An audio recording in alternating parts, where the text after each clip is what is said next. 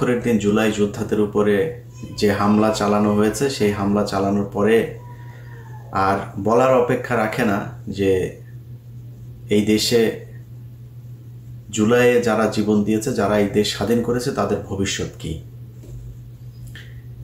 সামনের সারিতে যারা বসেছিল যে জুলাইয়ের এই যে যোদ্ধাদেরকে এভাবে পেটায় নির্মমভাবে নির্যাতন করে তারপরে পুলিশ করলো, সামনে কারা বসেছিল একটু চেহারাগুলো দেখার জন্য অনুষ্ঠানটা দেখলাম। বেশিরভাগ চিনি না। এমনকি মানে যেই সব মানুষগুলো ধরেন